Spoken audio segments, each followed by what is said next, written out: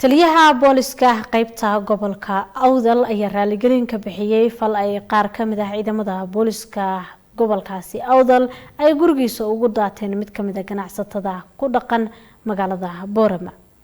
Xamse Buuri ayaa inoo faahfaahinaya. taliyaha ciidanka booliska gobolka Awdal gaashaanle sare Cabdiraxmaan Nuur Colahaye oo saaka qaar ka mid ah warfidyaanka kula hadlay halkan oo ah xafiiska taliska qaybta uu ku leeyahay gudaha Boorama ayaa ka hadlay howlgal qorshaysan oo ay ciidanku habeennimadii xalay qaadeen kaasi oo lagu beegsanayay shakhsiyaad gaar oo ay soo gudbiyeen hanti dhawrku balse habeennimadii xalay si qaldan loogu dhacay hoyga uu ka degan yahay ganacsada Idris Al-Najax gudaha magaalada Boorama waxaana taliyaha ciidanka qaybta booliska gobolka Awdal uu raaligelin buuxda uu ka bixiyay qaladka habeennimadii xalay ay ciidamadu ugu daateen hoyga uu ka degan yahay gudaha Boorama ganacsada Idris Al-Najax. horta marka u horeysa waxaan leeyahay walaalkay ganacsada Idris Al-Najax waxaan bixinayaa apologize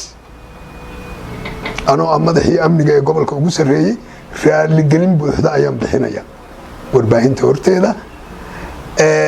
arintuna si garasho la'aana ayay u dhacday waxaanu ku soconay aanu raadinaynay laba nin oo ay hanti dhawrka guud ee qaranku soo xidheen labadii nin ka mida waxa lagu guuleystay intii hore ee caweyskii ninkii labaad ee khaladkan ka dhacay guriga Idris ugumaanaan talagelin laakiin waxa khaldantay tilmaantii ninka aan doonaynay gurigiisu wuxuu ku yaalaa 100 mitir south meel ka xigta koonfurta guriga Idris marka khaladka dhacay waxa weeye maadaama uu inanku Faysal Maxamed Cilmi ee aan doonaynay oo dadku amarka ku bixiyeen in la qabto maadaama guriga Idris uu u dhow yahay gurigiisu maadaama uu ahaa shaqaalihii Idris ee xawaalada sariflaha erarku halku ka yimid baan sheegaya garasho la'aan gurigii ninka la doonayay ayaa guriga Idris lagu tagay runtii waxaanu amar ku bixinayna ma ahayn saacada laakiin waxaan leeyahay on ka cudur daaranaya raaligelin baan ka bixinaynaa arinta dibna uma dhacayso tan uu walaalkay ku andacooday uu yiri mar hore dhacday maan joogin anigu xilka maan hayn malaha waa sanadihii iga horeeyay laakiin tan xalay haddaan faahfaahin dhab ah oo xaqiiqa idinka siiyo khaladkaas uu ahaa waana la khaldami karaa bashar baan nahay Idrisna lama doonayn waxa la doonayay Faysal Maxamed Cilmi ninka la yiraahdo oo ay soo xidheen oo dadku amarna nagu siiyeen in la xidho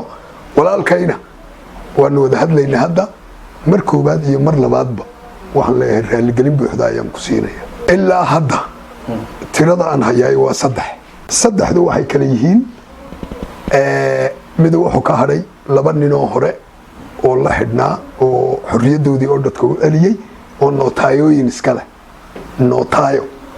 3 nootaayo oo kulli hanti dhawrku ay howlahooga qaran ay u hayaan ay ku soo eedeeyeen saddexdii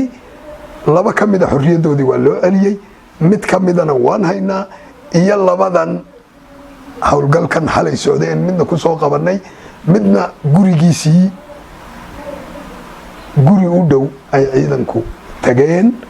aan raaligelinta ka bixinay laakiin tirada guud waa ilaa 3 Axmed Muuse Xasan Axmed Buuri wararka RTN TV